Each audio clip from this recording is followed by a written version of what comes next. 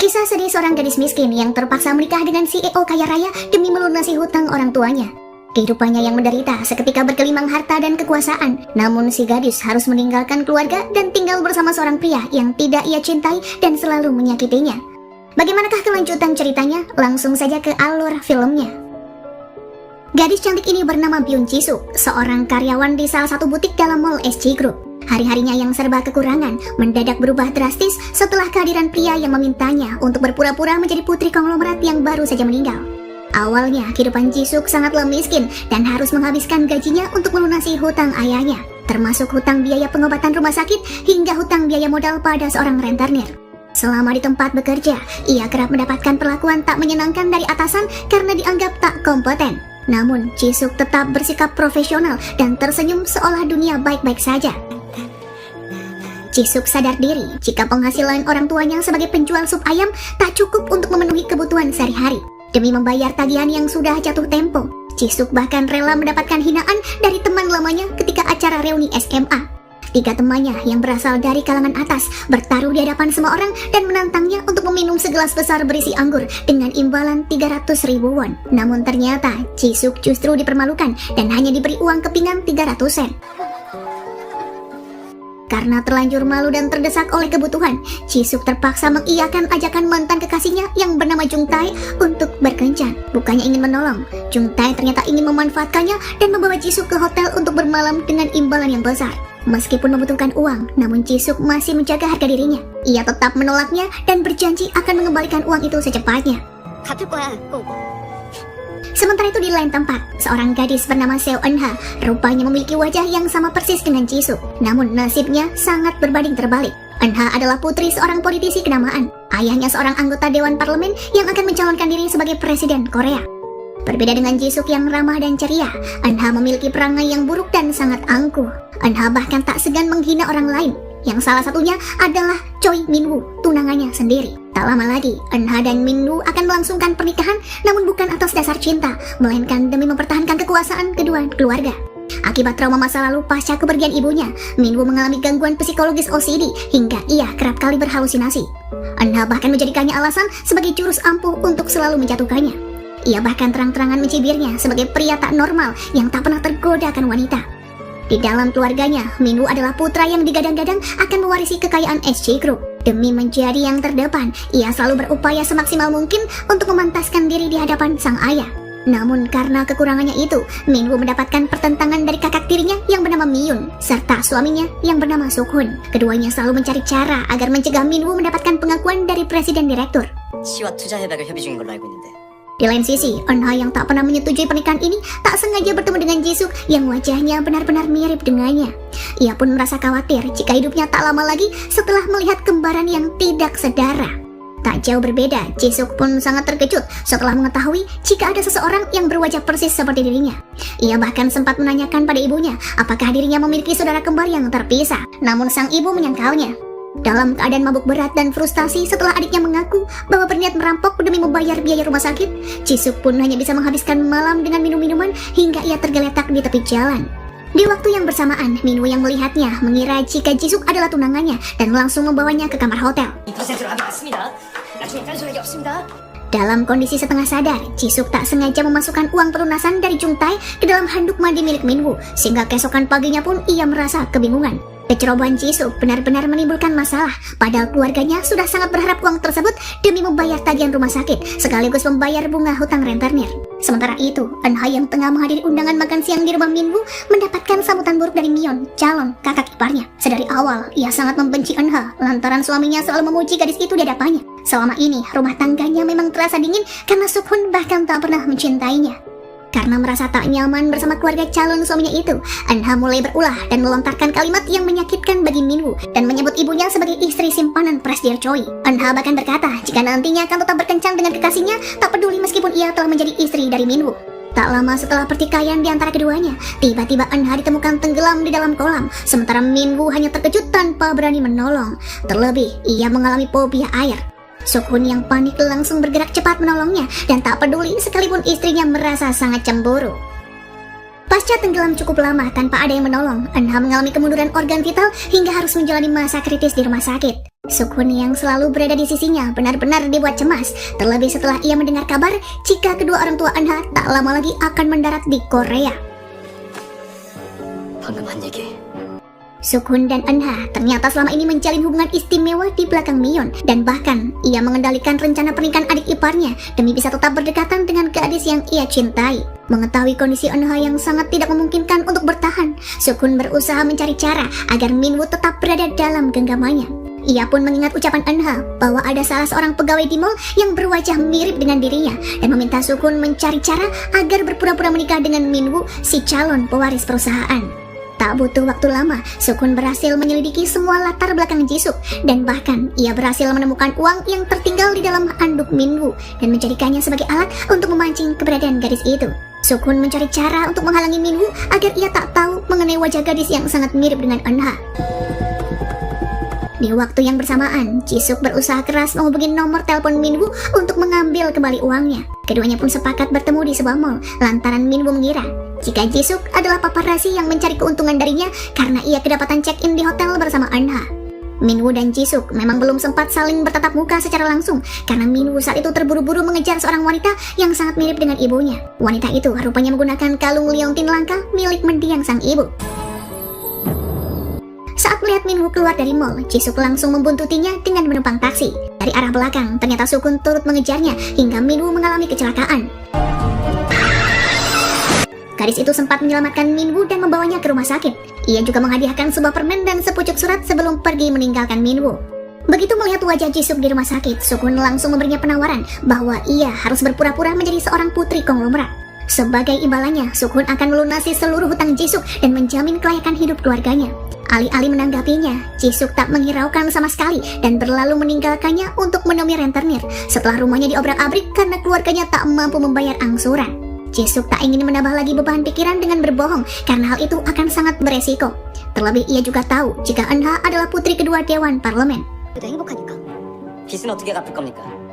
Sementara itu, Minwoo yang telah siuman kembali menyelidiki penyebab tenggelamnya Eunha di acara makan siang.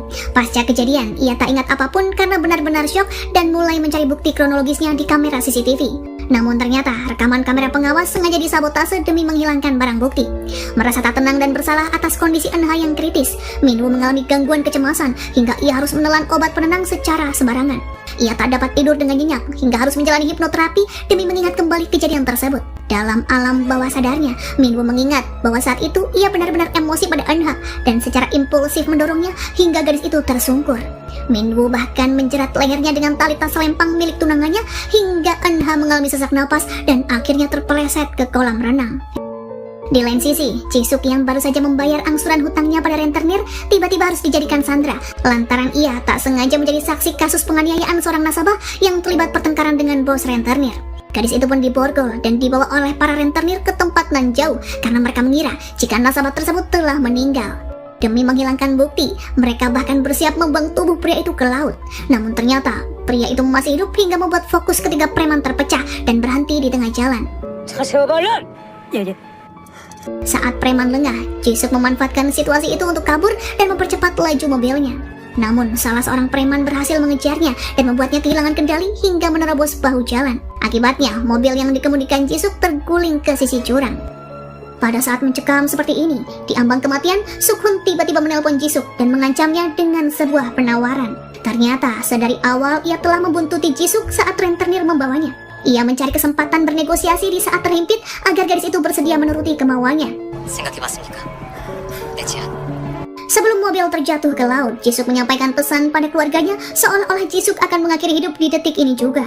Demi menyelamatkan diri, ia pun memukul kepala rentenir yang mengejarnya hingga pria itu terlempar ke laut lebih dulu dibanding dirinya. Begitu tubuhnya tercebur ke dalam air bersama lembaran uang yang berterbangan, Jisuk merasa bahwa dirinya tak lagi memiliki harapan hidup. Namun dalam sisa-sisa ingatannya, ia melihat senyum bahagia keluarganya saat dirinya baru saja mendapatkan gaji pertama dari SC Group.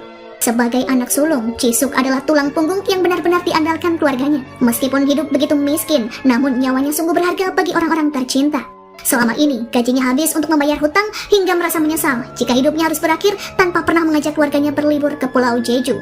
Di luar dugaan, saat nafasnya terasa semakin sesak di dalam air, ternyata Sukun datang menyelamatkannya, hingga ia tiba-tiba terbaring di sebuah ranjang VIP rumah sakit, dan pria itu pun memanggilnya agar Jisuk terbangun.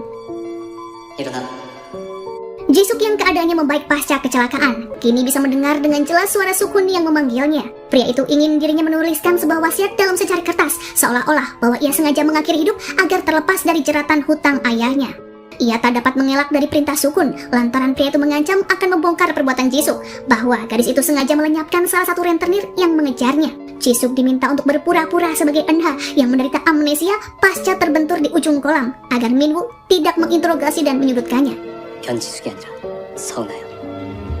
Baru saja tersadar, Minwoo memaksa untuk masuk ruangan dan memastikan apakah tunangannya mengingat kejadian sebelum ia tenggelam. Dalam keadaan emosi yang meledak-ledak, Minwoo berteriak dan hampir menyakiti Eunha. Ia menilai bahwa gadis itu berpura-pura sakit demi membalas dendam padanya. Beruntungnya, Sukun berhasil meredam emosinya dan memintanya untuk segera pulang. 어? 왜 이래?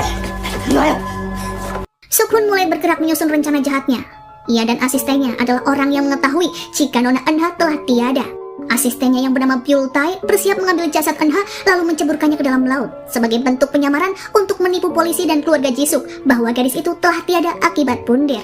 Merasa bersalah karena telah menipu banyak orang, Jisuk berusaha untuk kabur dari apartemen mewah milik Eunha dan menuju ke kantor polisi untuk mengklarifikasi kebenarannya. Namun pada akhirnya, Jisuk kembali ke apartemen dalam keadaan putus asa. Jisuk mengurungkan niatannya lantaran Sukun mengancam jika ia tak menurut, maka nasib keluarganya akan jauh lebih menyedihkan. Di kantor polisi, Sukun baru saja memastikan dan mengirimkan serangkaian bukti bahwa Jisuk telah bundir dengan menabrakkan mobilnya hingga terperosok ke jurang. Tak butuh waktu lama, polisi pun segera menyisir ke lokasi dan menemukan jasad Eunha yang ditengarai sebagai Jisuk. Agar lebih meyakinkan penyamarannya, Sukun memerintahkan pada Jisuk untuk mempelajari segala seluk-beluk kehidupan sehari-hari Eunha. 중요한 건 실제로 잘하는 게 아니라 잘하는 것처럼 보이는 거야. Sukun adalah satu-satunya orang yang paling mengenal putri sang politisi melebihi siapapun, dan bahkan ia mengetahui kata sandi rumahnya serta segala rahasia tentang gadis itu selama tinggal di luar negeri. Keduanya sama-sama saling mencintai, namun demi ambisi, Sukun memilih untuk menikah dengan Mion dan menjadikan istrinya sebagai alat untuk menguasai SC Group. Sebelum Minwoo kembali memastikan luka di leher tunangannya, Sukun sengaja menjerat Jisuk dengan tas agar menimbulkan bekas luka. Tak ayal, luka di leher Jisuk sukses membuat Minwoo berlutut dan meminta maaf padanya, serta menyesali sikap buruknya tempo hari. Padahal sebenarnya, Sukunlah yang merencanakan semua ini. Sukun jugalah yang sudah mengendalikan neuropsikiater yang mengobati Minwoo agar menyabotase alam bawah sadarnya seolah-olah dialah pelakunya. Sukun jugalah yang telah mengalihkan perhatian Minwoo agar ia berhalusinasi melihat mendiang ibunya ketika ada wanita yang menggunakan kalung kristal ruby. Setelah putrinya siuman dan keadaannya membaik, kedua orang tua Eunha bersiap menghadiri pertemuan dengan keluarga Presdir Choi untuk membahas rencana pernikahan. Di tengah-tengah acara perjamuan, Minwoo tiba-tiba berdiri dan meminta perjodohan ini dibatalkan. Namun Presdir Choi menolak permintaannya dan mengancam akan menghapus namanya dari daftar penerus SC Group. Sebagai ungkapan kekesalannya, ia justru memanggil tunangannya secara pribadi setelah acara perjamuan. Minwoo bersikap seperti playboy dingin yang dikelilingi para wanita penghibur demi membuat Eunha geram padanya. Dengan begitu kasar, ia mengintimidasi Jisuk dan mengancam akan menghabisinya jika gadis itu berani melangkah di altar saat upacara pemberkatan. Awalnya Minwoo bersedia mematuhi rencana pernikahan ini karena ia membutuhkan sosok Eunha demi menguatkan posisinya sebagai calon komisaris. Namun karena emosinya yang tidak stabil, ditambah lagi dengan tekanan dari berbagai pihak, membuatnya sangat membenci Eunha, seakan ingin menerkamnya. Terlebih saat mendengar ayahnya memuji gadis itu karena dianggap mampu menambal kekurangan Minwoo yang selama ini kurang kompeten. Kecerdasan Eunha yang sangat memahami dunia politik seperti ayahnya benar-benar membuat Presdir Choi kagum padanya. Menjelang pernikahannya, Sukun menekankan pada Jisuk bahwa tujuannya menjadikan dirinya sebagai istri Minwoo adalah agar bisa menaklukkannya dan merebut seluruh sahamnya. Ia berkata bahwa kini identitasnya bukan lagi Jisuk karyawan mall, melainkan calon nyonya besar yang memiliki segalanya. Sukun menjamin keamanan dan rahasia ini asalkan Jisuk mau menuruti keinginannya. Sementara itu, detik-detik menjelang pemberkatan dimulai, Jisuk mengalami kebimbangan lantaran merindukan keluarganya. Ia merasa telah berdosa karena telah melakukan penipuan besar pada keluarganya sendiri. Di jam pernikahannya akan berlangsung adalah saat di mana seluruh anggota keluarganya bergabung. Sembari masih menggunakan gaun putih, Jisuk mencoba kabur dari ruang tata rias dan hendak menemui keluarganya yang sedang menangisi pemakamannya. Namun begitu sampai di sana, ia memilih mengurungkan niatannya dan terpaksa mematuhi Sukun setelah melihat para rentenir tersenyum penuh kemenangan sembari membawa uang duka cita dari keluarganya. Walau sempat tertunda beberapa saat, pada akhirnya Jisuk hadir di tengah-tengah altar dan pemberkatan pun berlangsung secara khidmat. Keduanya kini telah resmi menjadi sepasang suami istri. 난 당신을 죽일 거라고. Hari pertama menjadi istri dari seorang pria dengan gangguan mental OCD membuat Jisoo benar-benar kebingungan. Terlebih, ia harus bersikap tak ubahnya seperti robot di bawah arahan Sukun. Suaminya sama sekali tak dapat berpura-pura romantis lantaran tak pernah menyentuh kulit orang lain. Jika tak sengaja bersentuhan, ia langsung mengganti pakaian dan selimutnya. Jisoo benar-benar bingung karena sudah terlanjur berada sejauh ini dan bagaimana cara memulainya agar bisa merayu Minwoo. Selama berada di kamar yang sama dengan suaminya, Jisoo benar-benar tak nyaman karena Minwoo menerapkan aturan aneh, seperti jangan menyentuh benda miliknya dan keduanya tak boleh tidur seranjang. Saat Jisoo berusaha membantah sedikit saja, maka Minwoo langsung membentaknya dan bahkan tak segan melempar barang-barang yang ada di hadapannya. Minwoo menegaskan bahwa dalam pernikahan ini tak boleh melibatkan perasaan sedikit pun, karena semuanya hanyalah kesepakatan bisnis yang saling menguntungkan satu sama lain. 한방 쓰는데 문제 없습니다. 알겠습니까? Saat menikmati hidangan sarapan pagi, Jisoo berusaha untuk tetap bersikap baik-baik saja, meskipun hatinya tak tenang bagai di penjara.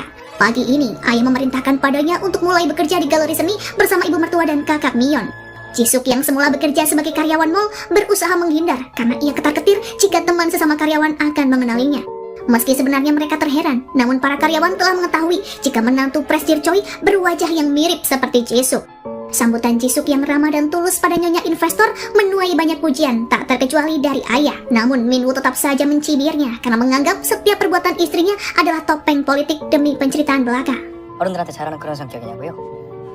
Di lain sisi, saat keluarganya masih dalam keadaan berkabung sepeninggal kakaknya, Ji-hyuk mulai memberanikan diri untuk bekerja sebagai debt collector demi membantu perekonomian keluarga. Pemuda yang semula ceria itu kini tak ubahnya seperti berandalan yang bergaul dengan para rentenir. 이 돈을 받아낼 줄은 몰랐네. 약속대로 15% 내 겁니다. Di istana mewah keluarga Choi, begitu mendapatkan banyak hadiah dari nyonya investor, Jisoo selalu teringat ibunya dan ingin memberinya hadiah ulang tahun. Pada tengah malam, ia pun pergi diam-diam demi bisa menemui sang ibu. Namun sialnya, Jisoo dibuntuti Sukun yang melarangnya agar tidak gegabah dan jangan pernah menampakkan diri seenaknya. Jisoo pada akhirnya kembali ke rumah suaminya dengan perasaan kecewa. Keesokan harinya, Minwoo menjelaskan jadwal hari ini, yang mana akan diadakan acara makan siang menyambut kehadiran wali kota. Mengingat pertemuan ini begitu penting, ia menekankan pada istrinya agar jangan sampai terlambat datang. Namun ternyata, Jisoo tiba-tiba memutuskan untuk pergi sebelum acara dimulai. Ia begitu marah dan langsung menampar Sukun karena dianggap telah mengingkari janji. 잠시 저 Hal ini ternyata sedari awal Sukun telah berjanji akan menjamin keselamatan ibunya.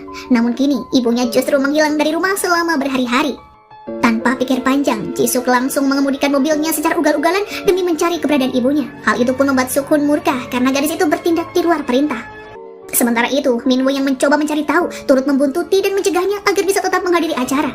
Tak peduli meskipun mendapat ancaman, Jisoo justru semakin kencang mengemudikan mobilnya hingga menabrak mobil Sukun, yang berakibat ia mengalami luka yang cukup serius. Tak mau kalah, Sukun beralih memerintahkan Byul-tae untuk menabrak Jisoo karena telah melanggar aturan. Beruntungnya, Minwoo menyelamatkannya hingga keduanya terguling di bawah naungan pohon sakura yang berguguran. Sejenak Jisoo tiba-tiba teringat jika ibunya pasti mengunjungi pohon sakura miliknya yang ada di atas bukit demi mengenang kepergiannya. Ia pun langsung meminta bantuan Minwoo agar mengantarkannya ke bukit untuk menemukan ibunya yang ternyata masih terbaring lemah di bawah pohon sakura. Sejujurnya, Minwoo yang begitu dingin merasa terharu ketika menyaksikan Eunha yang selama ini dikenalnya sebagai gadis angkuh tiba-tiba bersikap begitu tulus menolong seorang wanita tua hingga mengorbankan jadwal pertemuan dengan wali kota. Saat berada dalam pelukannya, ibunya sempat tersadar dan melihat dengan jelas wajah Jisoo yang menangisi dirinya. Di ambang kesadaran, ibunya merasakan kehadiran putrinya yang begitu terasa dan begitu nyata. Ia pun berjanji akan membuatkan sarapan yang lezat bagi Jisoo jika gadis itu kembali ke rumah. Jisoo yang hendak membawa ibunya ke rumah sakit hampir saja ketahuan adiknya saat berada di mobil ambulans. Karena terburu-buru pulang untuk menghadiri acara makan siang, Jisoo langsung menuliskan namanya pada wali pasien yang membayar seluruh biaya tagihan. Begitu keluar dari rumah sakit, keduanya bertemu dengan Mion dan Sukun. Untuk mengelabui Minwoo, Sukun berkilah bahwa wanita yang dicari Eunha adalah ibu asuhnya. Ia beralasan jika Jisoo menamparnya tadi pagi karena ia membohonginya tentang keberadaan ibu asuhnya itu. 천암댁 같은 어머니 같은 분이잖아요. Saat di dalam ruang rawat inap, Sukun sempat bersitegang dengan istrinya yang terus mencecar tentang hubungannya dengan Eunha. Selama ini, Mion mencurigai adanya perselingkuhan antara suami dengan adik iparnya itu. Ia juga telah menyelidiki serangkaian bukti kedekatan keduanya. Namun begitu suaminya mengajukan gugatan perceraian, Mion menolaknya karena ia sangat mencintai Sukun dan memilih tetap bertahan sekalipun ribuan kali dibohongi. 내 회사 넘보지 마라. Sesuai permintaan ayah, Sukun harus menyelesaikan proyek berdirinya mall cabang dan merelokasi pedagang pasar tradisional. Ia sangat tahu jika proyek ini tidaklah mudah, kan harus terjun langsung dan membujuk mereka agar bersedia direlokasi. Sebagai orang yang terlahir dari kalangan bawah, Jisuk sangat menentang rencana tersebut. Namun ia tak berhak untuk buka suara karena suaminya hanyalah butuh dukungan, bukan pertentangan. Untuk mengunjungi area pasar, Jisuk mengajak Minwoo untuk menggunakan pakaian sederhana agar bisa membaur dengan para pedagang. Dengan wajah yang bahagia, Jisuk berbelanja aneka sayuran dan ikan hingga senyumannya benar-benar membuat Minwoo terheran. Ia sungguh tak menyangka jika putri politisi yang angkuh itu bisa tersenyum begitu tulus di sebuah tempat yang sangat sederhana. Ia pun merasa jika sang istri bukanlah seperti Eunha yang dikenalnya selama ini. Mereka pun memesan sup pedas yang sangat lezat. Di luar dugaan, di dalam kedai ternyata ada seorang koordinator demonstran yang mengenali dirinya. Mereka pun terpaksa berlarian demi menghindari kejaran para demonstran yang melemparnya dengan buah-buahan busuk dan aneka sayuran. Di tempat yang sama, ternyata Sukun diam-diam membuntuti keduanya dan telah memanggil rombongan juru keamanan untuk mentertibkan para pedagang yang dinilai anarkis. Para eksekutor tersebut baru saja mengobrak-abrik kedai yang sebelumnya disinggahi Jisuk dan Minwoo. Jelas di wajahnya, Jisuk turut menangisi kericuan ini. Hati nuraninya tak tega dan ingin sekali menolak rencana pembangunan. Ia pun berpikir jika para pedagang harus digusur, maka akan ada ratusan kepala keluarga yang kehilangan pekerjaannya. Sementara para konglomerat seperti suaminya tak pernah merasakan hal semacam itu. Salah seorang eksekutor nyaris saja melukai Jisuk dengan sebilah kayu. Beruntungnya, Minwoo segera melindunginya dan tak peduli lagi meskipun bahunya harus terluka. Di hadapan para eksekutor, Minwoo menegaskan bahwa dirinya adalah penanggung jawab pembangunan ini dan tak pernah memberi perintah untuk bertindak anarkis. Ia berjanji akan mengurus semuanya dan membayar ganti rugi semua kerusakan. Namun wajah Minwoo dan istrinya rupanya telah terpampang di media sosial dengan judul bahwa mereka baru saja memerintahkan juru keamanan untuk merusak pasar. Hal itu pun sontak membuat ayah meradang dan ingin putranya segera membereskan masalah ini sebelum pelantikan. Di malam harinya, Jisuk tak tega ketika melihat darah di bahu suaminya lantaran pukulan kayu di pasar. Ia berniat mengobatinya, namun Minwoo menolak dan langsung mengganti kemejanya setelah disentuh sang istri. Sikap Minwoo kerap berubah-ubah. Sejenak ia perhatian dan sekejap kemudian ia berubah menjadi pemarah tanpa alasan yang jelas. Melihat istrinya kelelahan tidur di sofa, Minwoo tergerak hati untuk menggendongnya dan tidur di ranjang miliknya. Menjelang acara ultah perusahaan sekaligus pelantikan, salah seorang sekretaris menyarankan agar Minwoo memberikan uang pelicin pada wali kota agar menyetujui sebuah proyeknya. Ternyata itu adalah rencana Sukun untuk menjatuhkan adik iparnya di muka umum. Ia telah menghubungi kejaksaan sekaligus dewan pers di acara pesta tersebut agar melihat sendiri bagaimana Minwoo memberi uang suap senilai miliaran won yang diletakkan dalam kardus apel. Di acara pesta, Minwoo berpidato begitu memukau dan membatalkan rencananya untuk menggusur area pasar menjadi department store. 재래시장에서 국밥을 먹으며 이런 생각을 했습니다. Keputusan itu pun benar-benar membuat para hadirin terpukau, tak terkecuali ayah dan Jisuk. Operasi tangkap tangan yang direncanakan Sukun rupanya harus berujung memalukan, lantaran Minwoo sama sekali tidak terlibat dalam kasus suap. Ia hanya menghadiahkan sekardus apel kepada wali kota sebagai oleh-oleh sekaligus bukti bahwa apel segar tersebut adalah komoditas pertanian setempat yang dapat dikembangkan untuk memajukan perekonomian. Di tengah-tengah acara, Minwoo menawarkan diri untuk berdansa dengan istrinya agar terlihat mesra di hadapan semua orang. Meskipun mulanya canggung, namun pada akhirnya Jisuk menuruti permintaannya dan keduanya pun berdansa begitu mesra. Berpindah pada Ji-hyuk yang merasa janggal dengan penolong yang membiayai ibunya di rumah sakit. Ia pun mencoba mencari tahu keberadaan Eunha dan yakin betul bahwa Eunha adalah kakaknya yang masih hidup. Saat para wartawan masuk ke sekitar area pesta, Ji-hyuk berhasil menerobos masuk ke dalam ruangan dansa dan melihat wajah kakaknya bersama Minwoo. Ia sontak berteriak dan memanggil nama Jisuk di hadapan semua orang. Para petugas segera mengamankan Ji-hyuk yang dianggap sebagai penguntit dan menyeretnya dari area pesta. Hal itu pun sontak membuat Minwoo cemburu dan bertanya-tanya siapakah pemuda yang berani menerobos ke dalam pesta demi menemui istrinya. Sewaktu sarapan bersama, Miyeon terus menyinggung soal kehadiran Ji-hyuk hingga membuat suasana mendadak canggung. Ia tak segan menyebut adik iparnya dengan kata player yang memiliki pria idaman lain. Namun ayah dan Sukun terus membelanya. Sukun bahkan berjanji akan segera membereskan urusan penguntit. 예전에 유학 갔을 때도 그런 일 있지 않았습니까? Di luar dugaan, Miyeon menunjukkan kebenciannya pada Jisuk mengingat hubungan asmara antara Eunha dengan sang suami. Diam-diam, ia juga menyelidiki keluarga Jisuk dan membahasnya dengan sang ibu. Ia menduga bahwa Eunha adalah anak haram dari politisi dengan wanita miskin. Ia pun yakin jika wanita yang disebut Eunha sebagai ibu asuhnya adalah ibu kandungnya. Namun, ia belum menemukan bukti yang cukup kuat. Tak sampai di sana, Miyeon berlanjut menemui Ji-hyuk dan menanyakan hubungan antara dirinya dengan Eunha. Di hadapan Miyeon, Ji-hyuk mengaku sebagai mantan kekasihnya yang pernah menjalin asmara dengannya sewaktu di luar negeri. 아줌마가 말한 거 전부 Sementara itu, di hari pertamanya menjabat sebagai direktur eksekutif, Minwoo mendengar banyak kalimat miring tentang dirinya. Padahal, para karyawan tersebut belum mengenalnya secara mendalam. Begitu melihat ruangan direktur yang dianggapnya kurang bersih dan rapi, ia pun mengamuk dan membereskan mejanya sendiri. Selama memulai rapat di hari pertama, Minwoo tak bisa fokus bekerja lantaran ia terus mengingat wajah Ji-hyuk yang membuat istrinya ternganga. Baru pertama kalinya, ia merasakan kenyamanan saat bersentuhan dengan seorang wanita ketika berdansa semalam. Ia menduga jika Ji-hyuk adalah mantan kekasih Eunha yang patah hati setelah ditinggal menikah. Sepulang bekerja, ia langsung mengunjungi istrinya yang masih bekerja di galeri seni. Betapa terkejutnya Minwoo saat melihat istrinya tengah menggosok toilet. Ia pun langsung menyeretnya kasar dan melarangnya untuk melakukan pekerjaan seperti itu, karena sama saja merendahkan martabatnya sebagai istri direktur. Saat makan siang, Minwoo menanyakan tentang hubungan istrinya dengan Ji-hyuk. Sejujurnya, ia pun geram, namun berpura-pura mengizinkan keduanya tetap berhubungan seperti awal kesepakatan. Mendengar hal itu, Jisuk merasa mendapatkan lampu hijau dan ingin segera menemui adiknya untuk menjelaskan tentang sandiwara kematiannya. Namun Suk-hun yang mengetahui rencana pertemuan itu benar-benar emosional dan mengancam akan menghabisi adiknya jika Jisuk menceritakan hal yang sebenarnya. Orang yang menguasai hidup Jisuk adalah Suk-hun. Ia bahkan memasang kamera pengintai di kamarnya agar bisa melihat setiap aktivitas adik iparnya itu.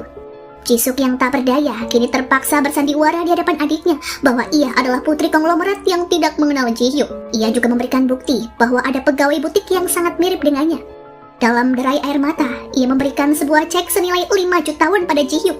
Namun sang adik merobeknya karena ia tak mau menerima uang dari wanita yang tidak dikenalnya. Sejujurnya, ia tak sanggup menahan air mata, namun ia tak bisa berbuat apapun demi keselamatan keluarganya. Belum usai meredam emosinya, Jisuk harus menghadiri undangan wawancara dari sebuah tabloid. Wajahnya yang sendu tak dapat disembunyikan meskipun berpura-pura tersenyum di mata kamera. Karena tak tahan lagi, Jisuk memutuskan keluar dari ruangan, padahal wawancara belum juga selesai. Ia terus meminta maaf pada suaminya karena telah mengacaukan semuanya. Jisuk mengaku sangat tertekan, sehingga harus berpura-pura bahagia dan ingin segera mengakhiri pernikahan ini. Namun, Minwoo tak menghiraukan permintaannya dan berjanji akan menarik artikel barusan jika istrinya merasa tak nyaman. Kita mau naga ya. Ia pun berlanjut mengajak Jisuk menghadiri peringatan hari kematian ibunya di sebuah daerah yang jauh dari Seoul. Sepanjang perjalanan, Jisuk pun menangis dan mengaku bahwa hubungannya dengan Ji-hyuk telah berakhir dan ia berjanji tak akan pernah menemuinya lagi. Di depan abu kremasi ibunya, Minwoo memperkenalkan Jisuk sebagai sang istri dan menceritakan semua kisah pilu masa kecilnya bahwa ia mulai diakui sebagai putra Presdir Choi setelah ibunya tiada. Pikiran yang kalut membuat Jisuk tidak tertarik mendengarnya dan memilih untuk keluar ruangan. Ia pun membuat Minwoo tersinggung karena selalu mengatakan tak ingin terlibat urusan pribadi dengan pasangannya. Padahal saat itu, suaminya hanya butuh teman bercerita. Jisuk melangkah menjauh menuju tepian sungai. Ia berandai-andai jika pernikahannya bukanlah kepalsuan, pasti ibunya akan bangga melihat penampilannya. Saat memainkan cincin berliannya, Jisuk tak sengaja menjatuhkannya ke dalam sungai dan langsung menceburkan diri untuk mencarinya. Setelah memainkan biola untuk mendiang ibunya, Minwoo pun datang menghampirinya dan terus berteriak melarangnya ke sungai karena ia fobia air dalam. Ia pun berjanji akan membelikan yang baru jika cincin itu hilang. 제발 좀 나오라고요. Saat hari mulai gelap, perjalanan pulang keduanya harus terganggu lantaran mobil Minwoo mengalami kerusakan karena baru saja diotak-atik oleh Miun. Wanita itu sengaja berbuat demikian agar adiknya bisa berduaan di tempat yang sepi bersama istrinya. Jika adik dan iparnya saling mencintai, maka tak akan ada lagi kesempatan bagi suaminya untuk mendekati iparnya. Selama di dalam mobil, Jisuk merasa begitu kedinginan karena pakainya basah kuyup, ditambah hawa dingin di area perbukitan. Minwoo menawarkan diri untuk berbagi kehangatan, namun Jisuk tak menjawabnya dan ia tiba-tiba pingsan akibat demam dan hipotermia. Keduanya tak bisa pulang malam ini karena tak ada satupun orang melintas, ditambah lagi tak ada yang bisa dihubungi karena terkendala buruknya sinyal. Saat istrinya mengaku jika ia baru saja menyabotase mobil adiknya, Suk-hun langsung bergegas menuju ke lokasi. Ia benar-benar terkejut saat melihat adik iparnya bersama sang istri tengah terlelap dan berpelukan erat di dalam mobil dengan pakaian yang sudah terlepas. Keesokan paginya, Jisuk terbangun dari tidurnya dan sudah berada di ranjang Minwoo. Ada yang berbeda dengan suaminya pagi ini. Minwoo tampak begitu ramah dan melayaninya dengan sepenuh hati. 일단 빨리 기운 차리고 회복하세요. Ia bahkan menyiapkan bubur spesial dan berinisiatif menyuapinya. Namun Jisuk yang merasa tak nyaman akan perhatian itu berusaha menolak dan melarang agar suaminya tidak terlalu perhatian karena Minwoo sendirilah yang sejak awal menginginkan hal itu. Jisuk meminta untuk membeli ranjang yang baru agar tidak tidur seranjang lagi. 침대를 하나 더 살까요? 같이 자면 서로 불편하잖아요. Merasa tersinggung, Minwoo meralat ucapannya dan mengklarifikasi bahwa semalam di dalam mobil tak terjadi apapun di antara keduanya. keduanya. Ia hanya berbagi kehangatan tubuh, dan karena itulah satu-satunya cara darurat untuk menyelamatkan hipotermia. Di malam harinya, dengan beralasan khawatir jika Jisuk akan sakit, Minwoo meminta agar istrinya tidur dengannya di ranjang yang sama. Saat istrinya terlelap, Minwoo memindahkan tubuhnya yang terlalu menepi agar posisinya lebih nyaman, sehingga ia terlelap tepat di belakang istrinya. Di waktu yang bersamaan, Suk-hun yang mengawasi kemesraan keduanya dari kamera pengintai dibuat emosi hingga langsung membanting laptopnya. Entah apa yang ada di pikirannya, ia sendiri yang menginginkan keduanya jatuh cinta, namun kini ia tak suka melihat kemesraan yang senatural itu. Ia rupanya ingin menguasai Jisuk sepenuhnya dan tak ingin gadis itu bergantung pada suaminya. Tak kalah kesal, Miun yang selalu ditolak oleh suaminya untuk menikmati malam bersama, kini melihat aneka foto kemesraan Suk-hun dengan Eunha saat sang suami menghadiahi gadis itu sebuah kalung berlian indah. Untuk pertama kalinya, Minwoo merasakan salah tingkah dalam memahami perasaan wanita. Selama di kantor, ia meminta pendapat kepada para karyawan tentang bagaimana cara menaklukkan hati istrinya. Ia berniat memberikan istrinya salah satu gerai barang mewah agar dikelola Jisuk. Namun, istrinya menolak. Padahal sebenarnya, ia ingin Jisuk memiliki pekerjaan yang prestisius karena tak mau melihat istrinya diperlakukan sewenang-wenang oleh kakaknya di galeri seni. Sepulang dari kantor, keduanya menyempatkan diri untuk melihat-lihat aneka ranjang bermerek demi menuruti keinginan Jisuk tidur di ranjang terpisah. 에서 만든 최고급 침대입니다. 좋네요. Dengan berbagai alasan, Minwoo merasa tak ada yang cocok dengan satupun produk yang ditawarkan, karena ia memang ingin tetap tidur berdekatan dengan Jisuk. Setelah batal membeli ranjang, Minwoo meminta istrinya menemaninya makan siang bersama di restoran Jepang sebelum rapat dengan seorang klien. Ternyata klien yang ingin bertemu dengannya adalah Jung Tae, mantan kekasih Jisuk. Sebelum rapat dimulai, ia tak sengaja bertemu Jisuk dan menyapanya dengan kalimat menggoda hingga membuat Jisuk tak nyaman dan segera pergi. Minwoo yang geram akan hal itu melampiaskan kekesalannya dengan langsung menolak proyek pembangunan pusat hiburan yang ditawarkan oleh Jung Tae. Pria itu pun berniat menyuapnya dengan sejumlah uang dan mengiming-imingi dengan para wanita penghibur. Namun Minwoo sama sekali tidak terpengaruh. Tak kalah emosinya, Jung Tae berusaha menyelidiki hubungan antara Jisuk dengan Minwoo dan mulai merapat kepada Suk-hun. Meskipun tidak terlalu akrab, namun mereka saling mengenal satu sama lain. Ia bahkan meminta nasihat hukum karena dulunya Suk-hun adalah seorang jaksa. 내가 부탁하는 게 아니라 부탁받는 것 같잖아. Di tengah obrolan, Jung Tae menceritakan masalah bisnisnya bahwa ia ingin menggayat Minwoo berada di pihaknya dengan menjadikan Jisuk sebagai alatnya, sebab mereka dulunya adalah sepasang kekasih. Mendengar nama Jisuk disebut, Suk-hun mendadak emosi dan bersiap untuk mencelakai Jung Tae detik itu juga. Namun ia mengurungkan niatannya dan masih mampu menguasai diri. Ia khawatir jika Jung Tae akan menghancurkan semua rencana yang telah ia bangun rapi. Setelah Suk-hun memberinya uang senilai jutaan won, Jisuk langsung meluncur untuk memberikan uang itu kepada ibunya. Namun ia merasakan kesulitan karena akun ibu dan adiknya telah di blacklist oleh bank. Saat berada di bank, Jung Tae yang melihatnya pun berusaha mengejar, namun pria itu kehilangan jejak. Jisuk beralih mencari biro jasa yang mampu membayarkan hutangnya. Namun lagi-lagi ia tak berhasil karena rentenir hampir saja memergokinya. Masih belum menyerah, Jisuk ingin sekali memberikan uangnya secara langsung pada keluarganya. Namun ia tak sampai hati untuk bertatap muka karena teringat akan ancaman Suk-hun.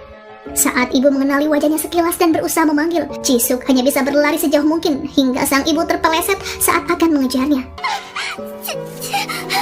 Ia benar-benar terlihat seperti pecundang yang hanya bisa bersembunyi. Satu-satunya cara membantu perekonomian keluarganya hanyalah meminta bantuan para staf agar rutin memesan menu sup di kedai ibu untuk anak-anak di panti asuhan. Jisuk benar-benar kalut dan tak tahu harus berbuat apa.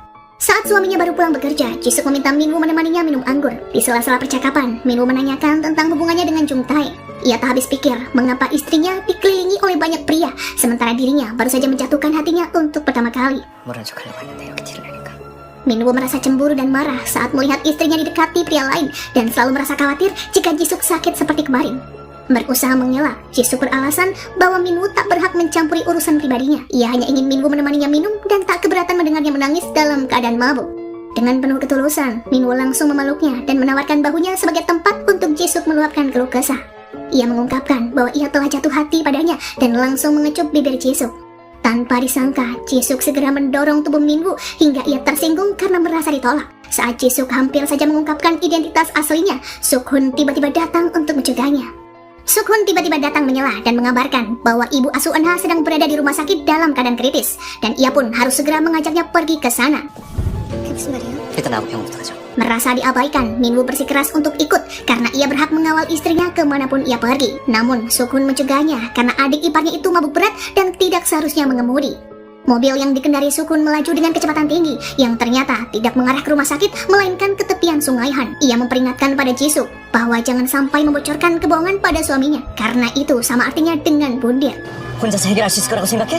Ia juga melarang Jisuk memiliki perasaan cinta yang tulus pada Minho karena hanya akan menghambat rencananya untuk memanfaatkan uang sang suami. Sementara itu, Miun menasihati adiknya tentang hubungan istimewa antara suaminya dengan Eunha. Ia menegaskan bahwa selama ini Sukun selalu lebih tahu dan ikut campur dalam urusan pribadi Eunha dibanding dengan Minwoo. 그냥 아주버님과 초남댁 사이라고 하기엔 이상하다고. Sebuah pena emas ia berikan pada Minwoo dan meminta adiknya untuk menguaknya sendiri. Meski sempat meragu, namun Minwoo pada akhirnya mencari tahu tentang teka-teki pena emas tersebut yang ada kaitannya dengan Eunha. Keesokan paginya, semenjak cintanya ditolak, Minwoo berubah menjadi bersikap dingin pada Jisuk. 그건 내가 미안해야지. 원치 않는 스킨십하면. Saat di meja makan, ia terlihat datar menanggapi perintah ayah yang meminta istrinya untuk bekerja di kantor SC Group sebagai karyawan pemula. Presdir Choi tak ingin menerima Jisuk di kantor dengan jabatan tinggi karena akan memantik anggapan negatif terhadapnya. Tak mau kalah, ibu mertua pun ingin agar Miyun mendapatkan pekerjaan yang sama di kantor SC Group. Sang ayah mewanti-wanti pada putri dan menantunya agar jangan sampai identitasnya sebagai keluarga SC Group terbongkar. Begitu berada di kantor, Miyun yang angkuh mulai berbuat ulah hingga harus ditegur oleh karyawan senior. 회사에 놀러 왔어요? Sementara itu, Minwoo yang penasaran akan pemilik pena emas tersebut berusaha mencari tahu ke sebuah toko barang antik. Ia pun mendapatkan informasi bahwa pemilik pena langka edisi terbatas itu adalah Eunha, putri ketua Dewan Parlemen. Tak sampai di sana, Minwoo pun berlanjut menyelidiki ibu asuh Eunha dan mendatanginya di kedai untuk sekedar mencicipi topoki. Ia merasa janggal dengan keterangan Sukun semalam karena ibu asuh yang dimaksud terlihat baik-baik saja dan masih bisa memasak. Sebelum menikmati hidangan, nafsu makannya mendadak sirna begitu saja saat melihat ada Ji-hyuk di kedai. Ia memperingatkan padanya agar jangan pernah mengganggu istrinya lagi. 더 이상 내 아내하고 엮이지 마. Selama ini, istrinya ternyata menyimpan banyak rahasia di belakangnya. Minwoo pun berasumsi bahwa Jisuk membantu ibu asuhnya karena masih mencintai Ji-hyuk, mantan kekasihnya. Setelahnya, asistennya yang bernama Chang-soo pun mengaku bahwa Jisuk ternyata telah memintanya untuk memesan ratusan porsi catering di kedai setiap hari untuk anak-anak di panti. Minwoo beralih mendatangi kantor Sukun dan meminta penjelasan mengapa kakak iparnya itu berbohong soal ibu asuh Eunha. Sejujurnya, ia merasa segan, namun ia tak tahan melihat istrinya yang lebih banyak menghabiskan waktu bersama ipar dibanding suaminya sendiri. Demi menambal kebohongan, Sukun mencoba menenangkannya dan berjanji akan membantu Minwoo berdamai dengan Jisuk. Padahal sebenarnya, Minwoo telah mengetahui teka-teki pena emas tersebut yang mana itu adalah hadiah dari Eunha saat wisuda mahasiswa hukum. Ia juga tahu jika Eunha menghadiahkan lukisan karyanya untuk Sukun yang dipajang di kantornya. Di lain sisi, kehadiran Jung Tae di kantor membuat Jisoo ketar-ketir dan berupaya untuk terus menghindar. Namun Jung Tae yang mencari Minwoo tetap saja menemukannya di dalam sebuah lift. Mantan kekasihnya itu baru saja menemukan informasi bahwa Jisuk telah meninggal sebulan yang lalu dan wanita yang ditemuinya di kantor adalah Eunha, menantu SC Group. Kendati demikian, ia tetap merasa janggal mengapa Eunha begitu menghindarinya dan langsung menghubungi Sukun tengah malam untuk membahas mengenai hal itu. Padahal Sukun baru saja akan memulai program membuat bayi dengan istrinya dan harus terganggu oleh Jung Tae yang menelponnya di tengah malam. Selain meminta Sukun membantunya untuk menuntaskan proyeknya dengan Minwoo, Jung Tae juga memintanya untuk menyelidiki identitas Eunha yang sekarang karena ia yakin jika gadis itu adalah Jisuk. 딱 바꿔치기 한 거지. Mendengar hal itu pun, Sukun merasa menemukan batu sandungan baru dalam rencananya dan bersiap untuk melenyapkan Jung Tae. Setelah berhasil melumpuhkannya dengan suntikan yang mematikan, ia lantas meninggalkannya begitu saja di apartemen dan mencari kambing hitam yang tepat untuk dijebloskan ke dalam penjara sebagai pelakunya. Tumbal incaran Sukun kali ini tak lain adalah Ji-hyuk, pemuda yang kini bergabung dengan komplotan renteri tersebut ditugaskan oleh bosnya untuk menjadi eksekutor Jung Tae. 간단하잖아. 비도 한 방에 까는 거야. Meski awalnya sempat menolak, namun Ji-hyuk bersedia demi memenuhi pekerjaan ini dengan imbalan hutang ayahnya akan lunas. Setelah mendengar jika ibunya mengalami komplikasi yang menyerang fungsi hati, Ji-hyuk pun semakin nekat dan tak peduli dengan konsekuensinya. Sebelum melakukan aksinya, Ji-hyuk menghubungi kakaknya dan berharap agar Jisuk menghentikannya. Namun, karena baterai ponselnya habis, Ji-hyuk tak dapat menerima panggilan dari kakaknya dan tetap menuju ke apartemen. Gadis itu pun begitu gusar dan ingin segera menemui sang adik. Sepulang bekerja, Minwoo yang ingin berdamai dengan istrinya memaksa untuk mengantar Jisuk ke tempat tujuannya. Selama di perjalanan, Jisuk yang masih tak mau mengaku kemana ia akan pergi membuat Minwoo kesal dan tak berkonsentrasi menyetir hingga mobilnya mengalami insiden. Di saat suaminya lengah menghadapi pengemudi lain, Jisuk langsung mengemudikan mobilnya secara ugal-ugalan demi menjemput adiknya. Namun ia tiba-tiba dihentikan oleh para petugas polisi karena melanggar aturan lalu lintas hingga harus ditahan. Lantaran menolak untuk memberikan sidik jari, Jisuk harus dikepung oleh para petugas yang memaksanya untuk mengkonfirmasi identitas. Beruntungnya, Minwoo tiba di waktu yang tepat. Ia langsung membentak para petugas yang terlihat menarik lengan istrinya secara kasar. 손가락 펴! 빨리 손가락 펴시라고요! Usai melepaskan istrinya dari kepungan polisi, Minwoo lantas memberikan mobilnya pada Jisuk dan mengizinkannya untuk tetap melakukan apapun tujuannya dan ia tak ingin ikut campur. Tanpa pikir panjang, Jisuk langsung mengemudikan mobilnya untuk menemui Ji-hyuk di apartemen.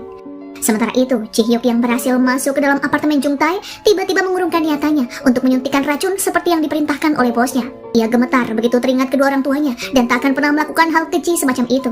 Begitu Ji-hyuk keluar, ia mengaku pada rentenir bahwa tak bisa melakukannya hingga membuat para rentenir geram dan membujuknya lagi untuk menggiringnya ke suatu tempat. 아니, 안 할 겁니다, 이런 일. Beruntungnya, Jisuk datang mencegah dan langsung menyeret adiknya berlari untuk bersembunyi. Pada akhirnya, Jisuk mengakui bahwa selama ini ia telah bersandiwara dan memalsukan kematiannya. Jisuk tak sanggup membayangkan jika adiknya sampai berlaku nekat demi biaya pengobatan ibunya. Kedua orang tuanya kini memang sama-sama mengalami sakit yang cukup parah dan kesulitan untuk bertahan hidup jika tanpa pengobatan. Pemuda itu berusaha menolak uang dari kakaknya jika sang kakak tak mau pulang ke rumah dan mengaku. Akan tetapi, Jisuk mencoba meyakinkan bahwa inilah satu-satunya cara untuk bertahan hidup. 그렇게 돼버렸어.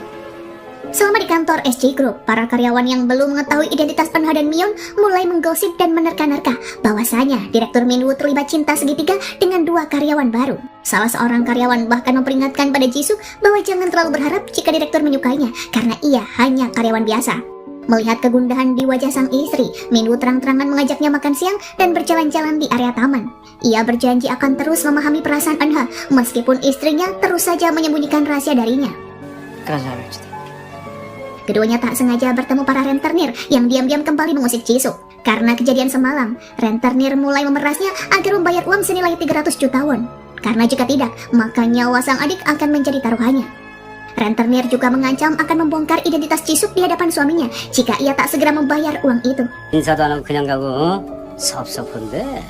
Demi membayar para rentenir, Jisuk berniat menjual berbagai barang branded milik mendiang Eunha. Namun ternyata nominalnya masih jauh dari yang dibutuhkan. Merasa terhimpit, namun tak ingin meminta bantuan pada Sukhun, Jisuk lantas meminjam uang pada suaminya secara tunai. Saat itu Minwoo mencoba percaya dan langsung menyanggupinya tanpa bertanya kemanakah uang itu akan digunakan. Di luar dugaan, saat Minwoo hendak memberikan uang itu pada istrinya, ia tiba-tiba dibekuk oleh tim kejaksaan atas tuduhan telah mencelakai Jung-tae hingga meregang nyawa. Ternyata itu adalah rencana Sukhun agar Minwoo bergantung padanya sebagai jaksa pembela yang akan membebaskannya. 지금 영장 발부 받고 체포하신 겁니까? Memahami kebingungan Jisuk, Sukhun mencari celah untuk membantunya mencairkan semua deposit milik Eunha agar bisa menjadi milik Jisuk sepenuhnya. Asalkan gadis itu bersedia menjatuhkan suaminya dari jabatan. Ia bahkan memerintahkan pada Jisuk agar meletakkan sebuah buku rahasia yang menjadi bukti bahwa suaminya tak layak menjadi pimpinan. Sukhun bahkan mengancam akan menjebloskan Ji-hyuk ke dalam penjara dengan tuduhan menghabisi Jung-tae karena Sukhun ternyata memiliki bukti jarum suntik dengan sidik jari Ji-hyuk di apartemen. 당신 동생 지문이 묻은 주사기야. Pasca diinterogasi kejaksaan, Minwoo dimaki habis-habisan oleh ayahnya karena dianggap tidak kompeten, sehingga diduga melakukan pencucian uang suap dari Jung-tae senilai 300 juta untuk diserahkan pada istrinya. Ia benar-benar frustasi karena ayah selalu menyebutnya dengan anak bodoh yang tidak normal. Sebagai istri, Jisuk mencoba menghiburnya, namun Minwoo menyuruhnya untuk pergi dan mengaku bahwa ia bukanlah pria baik. Di luar dugaan, Minwoo yang impulsif tiba-tiba menceburkan diri ke dalam kolam hingga ia tenggelam karena kehabisan nafas. Dalam keadaan setengah sadar, Minwoo terus membayangkan kebersamaan indah dengan ibunya dan Jisuk. Baginya, sang istri adalah satu-satunya orang yang mampu mengobati kerinduannya pada sang ibu. Begitu tersadar, melihat sang istri ada di sisinya, ia langsung mencubit pipinya. Hingga keduanya tampak begitu romantis sekaligus canggung. Dengan ekspresi memanja, Minwoo bahkan meminta istrinya untuk menyuapinya dan menemaninya sampai ia benar-benar pulih. Di tengah keakraban keduanya, tiba-tiba Sukhun datang mengusik dan menyuruh Jisuk agar kembali ke kantor untuk mengambil kunci ruang rahasia milik Minwoo dan meletakkan buku tebal itu di sana. Sukhun kembali mengintimidasinya dengan imbalan cek senilai ratusan juta won dan jaminan keamanan untuk Ji-hyuk. Sementara itu, Ji-hyuk yang telah mendapatkan sejumlah uang dan cek dari kakaknya langsung meminta ayah dan ibunya berobat dan berhenti bekerja. Namun sang ibu mengamuk dan menuduhnya sebagai pencuri hingga pada akhirnya Ji-hyuk mengaku bahwa semua uang ini adalah dari kakaknya yang ternyata masih hidup. Setelah berhasil mencuri kunci dari berangkas kantor suaminya, Jisuk beralih menuju ke kamar rahasia seperti yang diperintahkan Sukhun. Tanpa disangka, setelah Jisuk keluar dari kamar, Minwoo tiba-tiba memergokinya dan berteriak penuh emosi. 대답해요. Saat Minwoo terus mencucarnya, Jisuk berkilah bahwa ia hanya penasaran ingin melihat ruangan itu karena sebelumnya telah terbuka saat dibersihkan oleh pelayan. Minwoo berusaha mempercayai istrinya dan mencoba meredam amarah dan kembali bersikap hangat. Ia meminta maaf pada Jisuk dan menjelaskan bahwa ia memang kerap mengalami perubahan mood dan emosi yang tidak stabil. 소리 질러서 미안했습니다.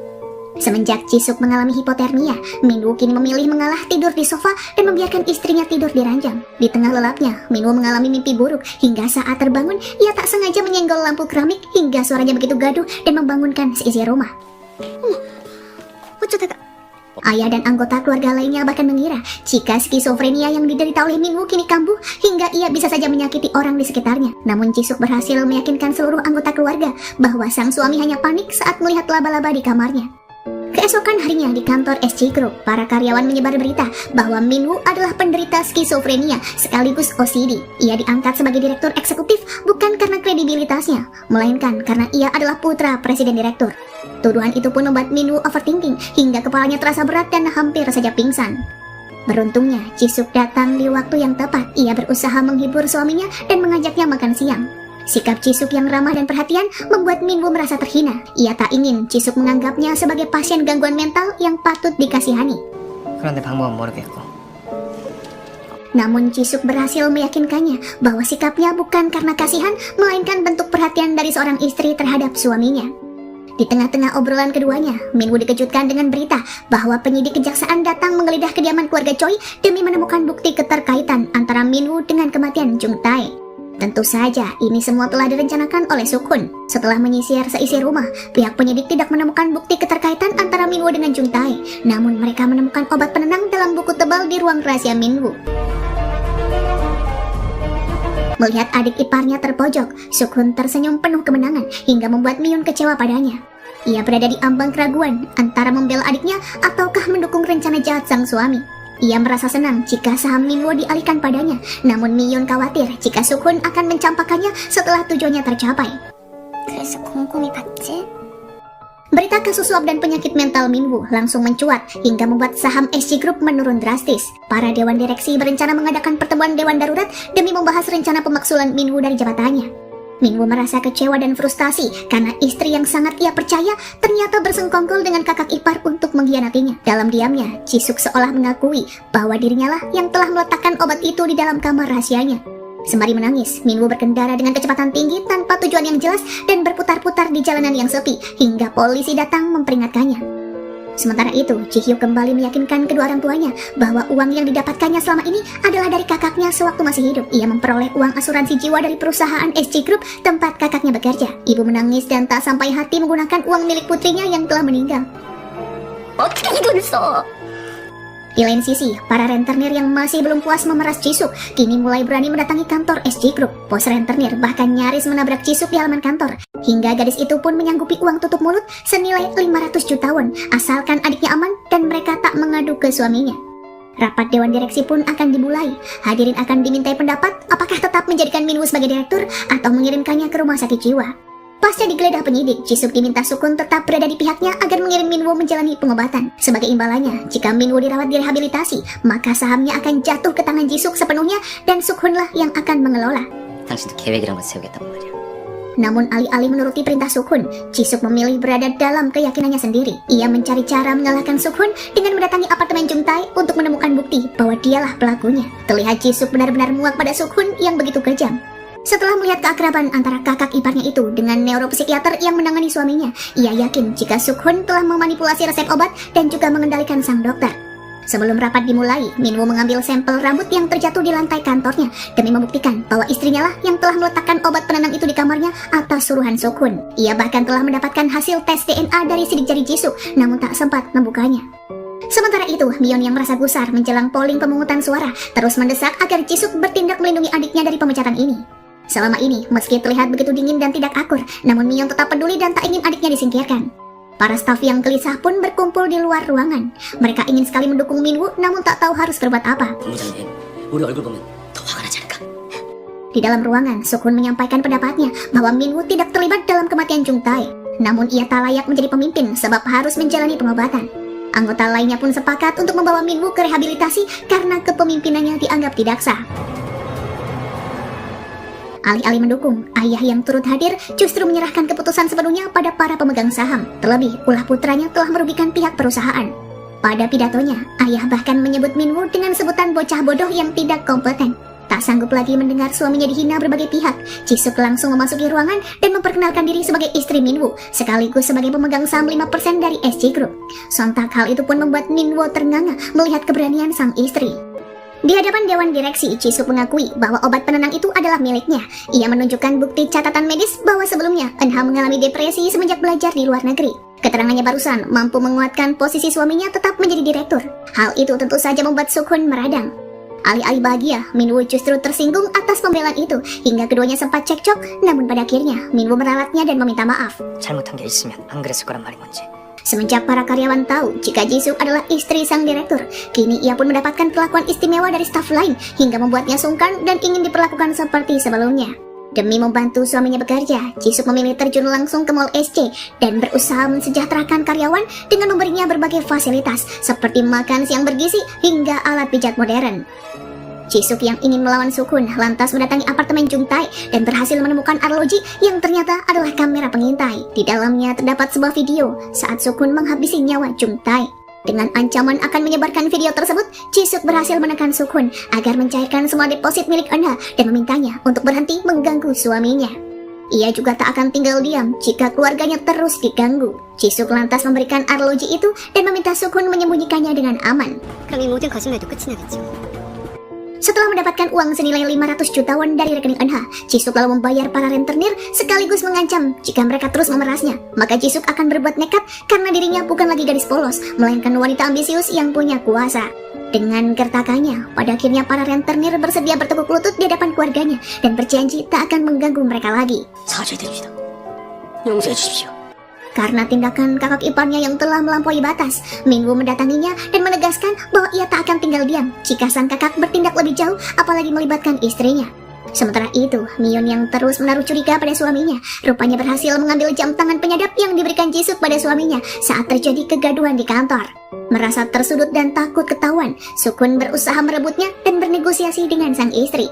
Ia yakin Mion akan luluh kepadanya meskipun ia telah menyimpan kebusukan. 네 것도 아니잖아. 그럼 섞으실 거야? Menjelang tidur, Minwoo meminta maaf pada istrinya dan berterima kasih atas semua perhatiannya selama ini. Ia merasa begitu percaya diri bila mana sang istri melakukan itu atas dasar cinta. Namun Jisuk mencoba mengelak karena tak dapat mencintai Minwoo sepenuhnya. Keesokan harinya, ia berjanji akan membuktikan bahwa suaminya bukanlah penderita skizofrenia yang mudah melukai orang lain. Secara sengaja, Jisuk menyenggol obat milik suaminya hingga terjatuh dan membawanya ke dalam laboratorium. Di malam harinya, ia pun berpura-pura mengajak Minwoo dinner romantis. Namun ternyata ia hendak mempertemukannya dengan seorang psikiater handal dari luar negeri. Berdasarkan keterangan dokter, ternyata obat yang selama ini diminum Minwoo adalah obat halusinogen yang memicunya untuk berhalusinasi. Padahal sebenarnya ia adalah orang normal. Have hallucinogenic properties. Setibanya di rumah, Minwoo yang benar-benar kecewa dan frustasi melempar semua obat dan meja di kamarnya sembari menangis. Untuk menenangkan, Jisuk lantas memendamkan kepala suami dalam pelukannya. Keesokan paginya, Minwoo berusaha mendatangi Dr. Kim yang sudah meresepkan obat halusinogen padanya. Namun sialnya, Dr. Kim rupanya telah dipenjara atas perintah Suk-hun demi menghalangi tindakan Minwoo. 조금만 더 고생하시면 고노시로겠습니다. Saat berhadapan dengan Minwoo, Dr. Kim tak berdaya dan mengaku bahwa dirinya hanya melakukan perintah dan berjanji akan menebus kesalahannya dengan memulihkan Minwoo setelah ia bebas. Di bawah tekanan suaminya dan mempertimbangkan kesehatan janinnya, Mion mengurungkan niat untuk membuka video dari jam tangan rahasia itu. Hingga pada akhirnya, Suk-hun berhasil bebas dan bernapas lega. Ia pun beralih menjebloskan rentenir ke penjara karena telah mencuri jamnya kemarin. Namun tak lama setelahnya, ia membebaskan mereka demi bisa menjadikan mereka ada di pihaknya dan membuktikan seberapa besar kekuatan uang. 개는 먹이를 주면 주인을 신으로 해. Hari ini adalah hari perayaan ultah Eunha ke-27 sekaligus pesta penyambutan bayi dalam kandungan Mion. Di ultah sebelumnya, Eunha menghadiahi dirinya sendiri berupa 2 buah gaun yang menandakan rencananya terhadap Minwoo. Ia memilih gaun merah yang melambangkan arti keberanian bahwa dirinya berani melawan ancaman dari Suk-hun. Ternyata pernikahan Eunha dan Minwoo telah direncanakan oleh Suk-hun di hari ultah sebelumnya. Keduanya sepakat untuk saling mencintai meskipun sama-sama menikah dan bersiap menyingkirkan Minwoo. 우리가 함께 살 수 있는 방법. Sebelum ulang tahunnya dimulai, Jisuk mempelajari segalanya tentang Eunha di galeri seni.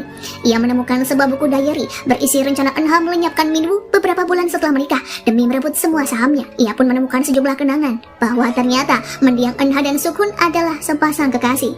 Setelah melihatnya, Jisuk tiba-tiba memeluk suaminya saat di kantor dan mencoba menghiburnya. Ia merasa kasihan karena Minwoo menjadi target calon istri dan iparnya sendiri. Di malam ulang tahunnya, Jisuk tampil begitu memukau hingga Minwoo terus memujinya. Tanpa sungkan, Minwoo bahkan menyanyikan lagu ultah untuk sang istri dan menyemangatinya untuk memainkan piano. Pesta berjalan tanpa hambatan karena Jisuk sudah menghafal semua tentang Eunha. Ia juga berhasil menghalangi pelayan yang hendak mencampur racun ke dalam minuman suaminya atas suruhan Sukhun. 당신 계획대로 안 될 거예요. Setelah pesta usai, Minwoo menghadiahi istrinya tanaman indah dan berjanji akan merawatnya bersama-sama. Ia juga menyematkan cincin pernikahan yang baru untuk menggantikan cincin yang hilang di sungai. Keduanya sempat malu-malu saat Jisuk memuji suaminya bahwa dirinya adalah kado terindah dalam kehidupannya. Setelah acara pesta, Mion membuntuti suaminya yang menangis di tengah malam di depan abu kremasi Eunha. Ia baru sadar jika Eunha yang sebenarnya telah meninggal dan adik ipar yang kini ada di rumahnya adalah Jisuk yang seorang karyawan mall.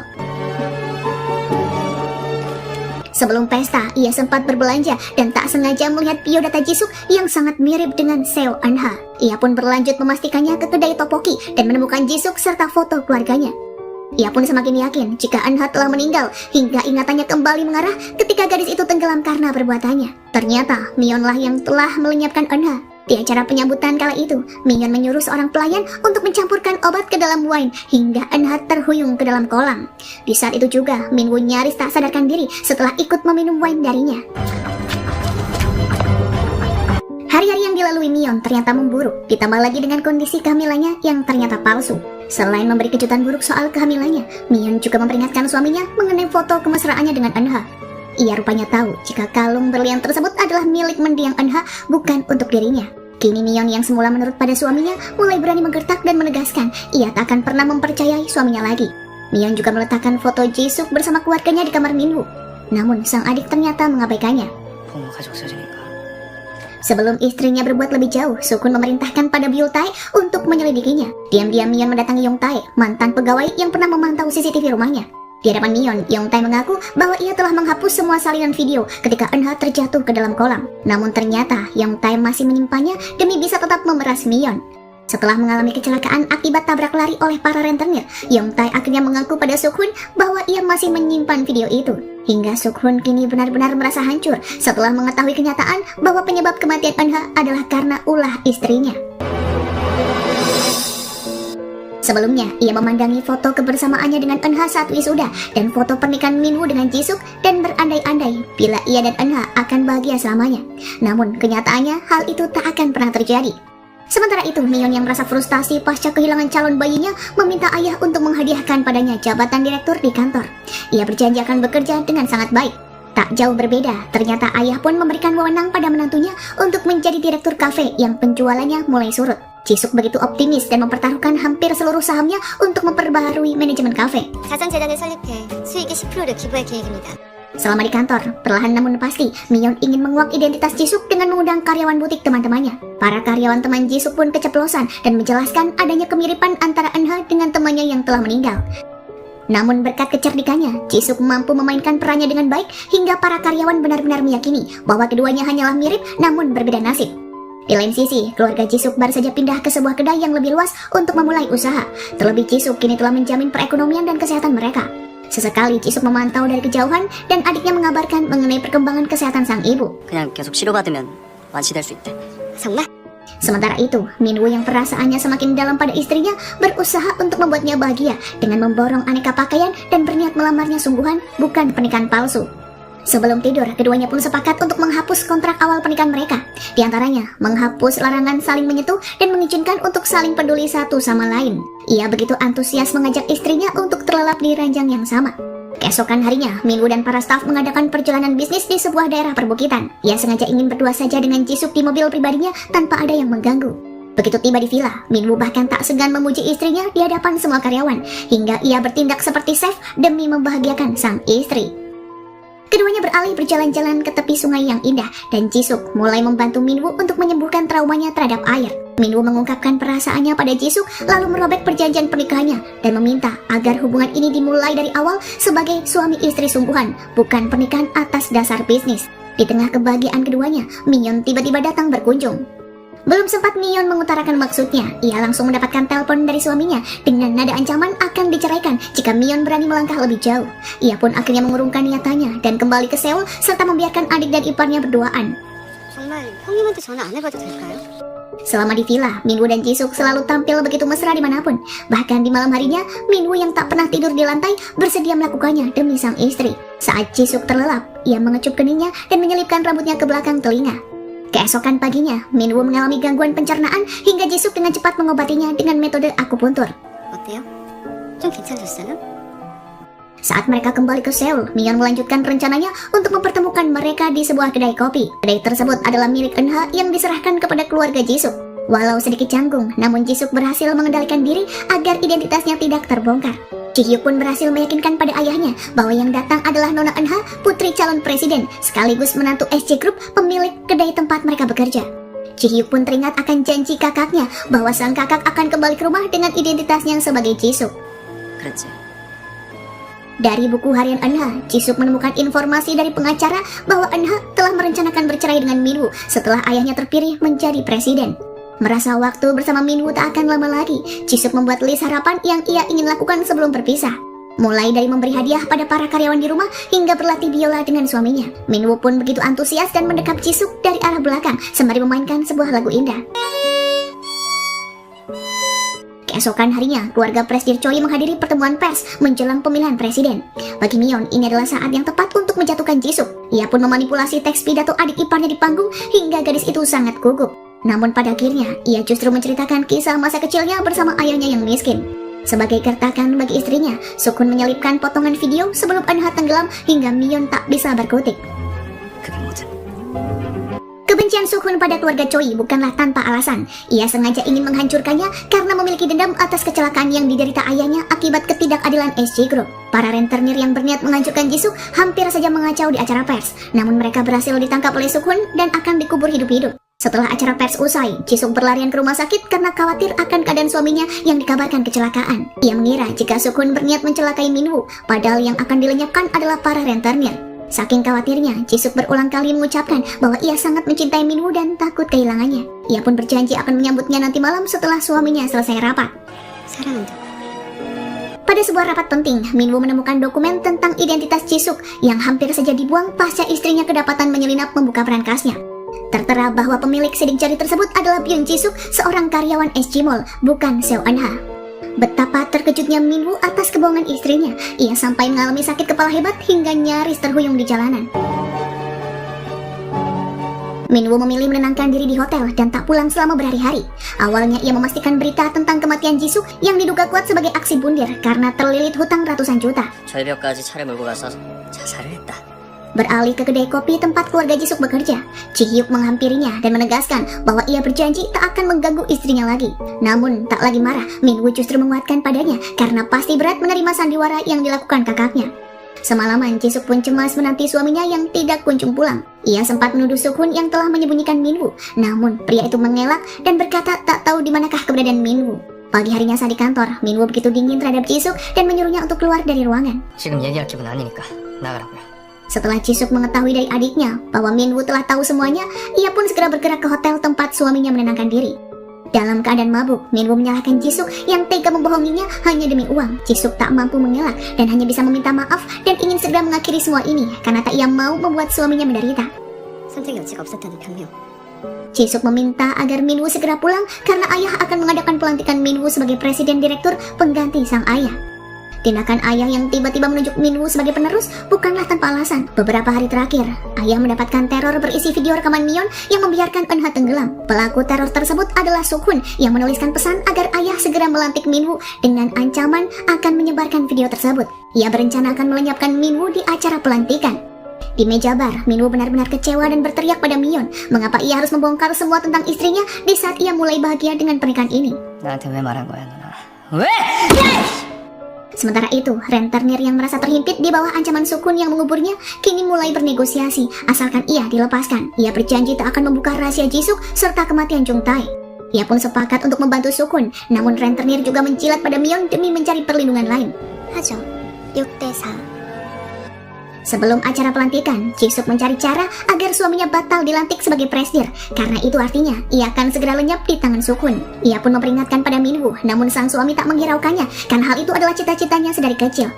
Ia meminta pengacara segera mengurus berkas perceraiannya, namun pengacara menolak karena waktunya belum genap setahun.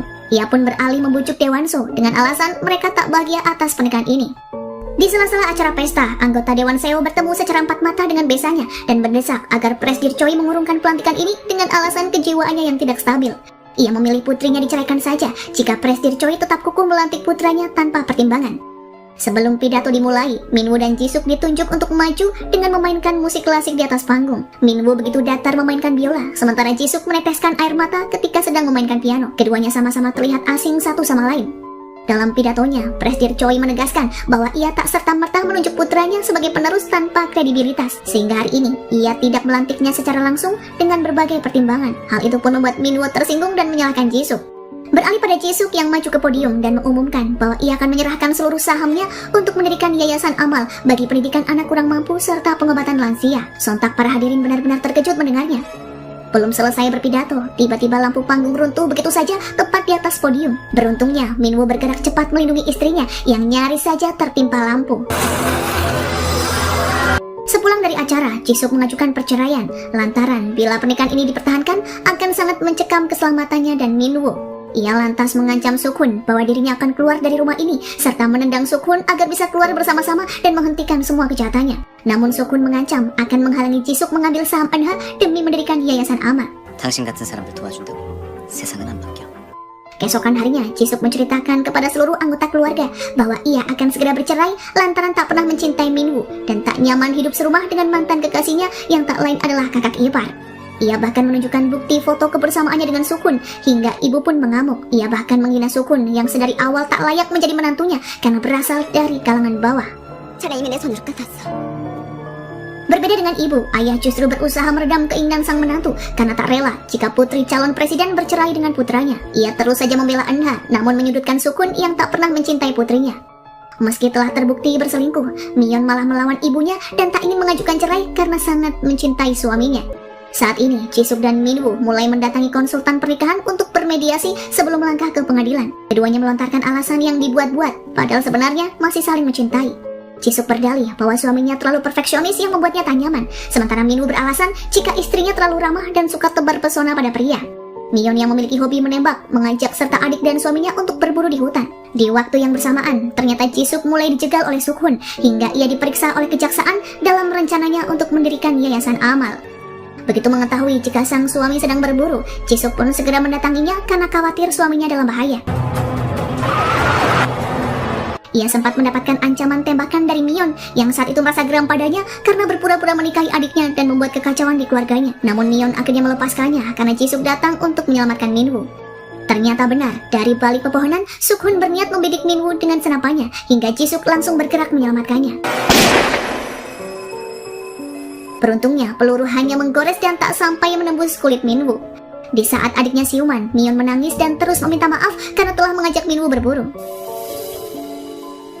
Beberapa hari kemudian, Minwoo dan Jisuk sepakat melangkah ke pengadilan. Namun sebelum masuk, keduanya saling menatap mata dalam-dalam dan memastikan apakah keputusan ini sudahlah benar. Saat keduanya menapaki tangga, Minwoo tiba-tiba memanggil Jisuk dan berkata bahwa sebenarnya ia tak pernah setuju bercerai karena ia akan mati jika jauh dari istrinya. Minwoo menyebut istrinya dengan nama Jisuk dan mengaku telah mengetahui identitasnya.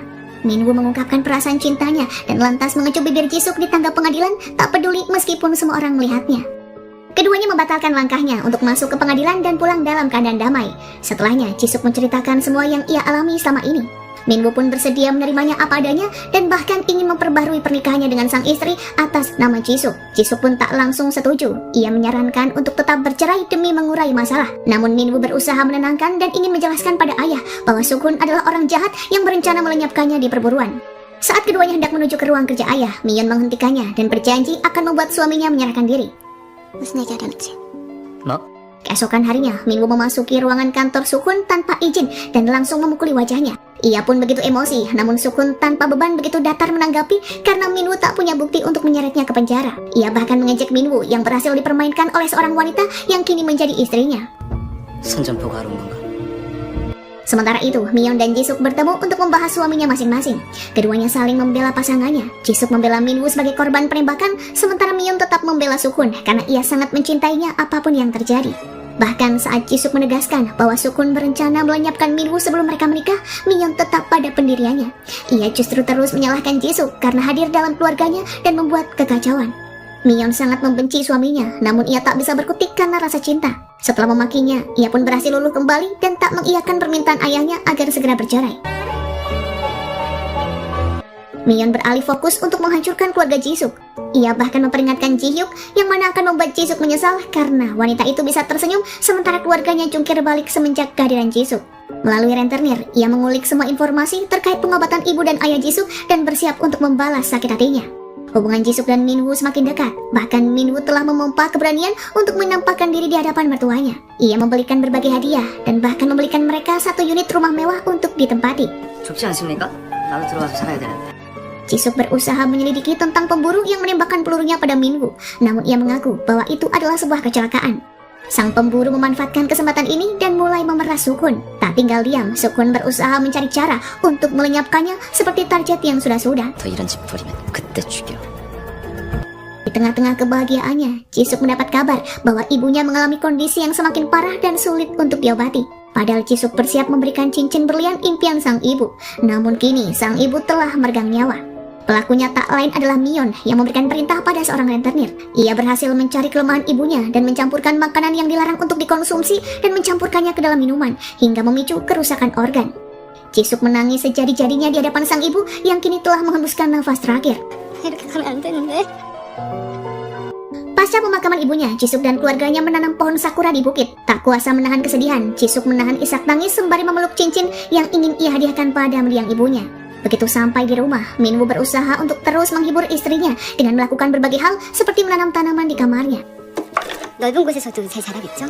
Merasa janggal akan kematian sang ibu, Jisuk mendatangi rumah sakit dan menemukan fakta bahwa pemicu serangan jantung ibunya adalah karena suatu minuman.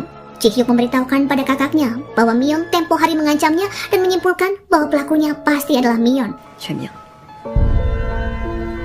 Tak butuh waktu lama, Jisuk meluapkan amarahnya dan menuduh Mion mencelakai ibunya. Keduanya pun tampak bersih tegang di tepi kolam, tepat seperti saat menjelang Eunha tenggelam. Mion menyangkal tuduhan itu dan meraih tangan Jisuk saat ia terpeleset dan hampir jatuh ke dalam kolam. Melihat hal tersebut, Minwoo kembali teringat saat Mion tidak menyelamatkan Eunha yang saat itu tenggelam. Ia benar-benar tersiksa akan ingatan tersebut dan ingin meminta klarifikasi pada kakaknya bahwa Mion tak berniat mencelakai Eunha. Sukun menemui keluarga Jisuk dan mengajak sang ayah ke butik mahal untuk memberitahu bahwa sesuatu yang buruk tak akan terjadi pada keluarganya asalkan mereka menuruti permintaannya. 내가 끝까지 신경 쓸 테니까 너무 걱정하지 말아요.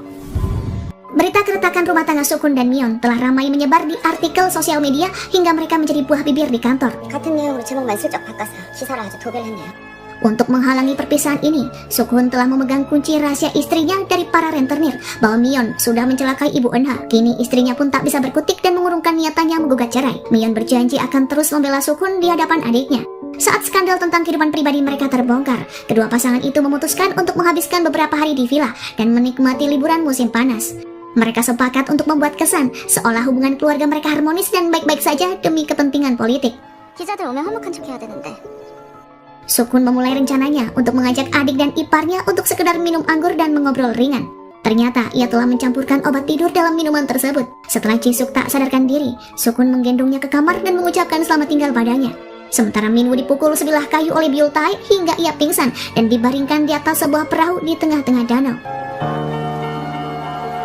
Api membumbung dari rumah yang terbakar dan Jisuk terbangun dari tidurnya. Ia berusaha memadamkan api, namun terasa sesak nafas karena asap yang semakin banyak, hingga pada akhirnya ia pun pingsan. Minwoo yang berada di atas perahu segera memaksakan diri untuk melompat dan menuju ke villa yang dilalap oleh api.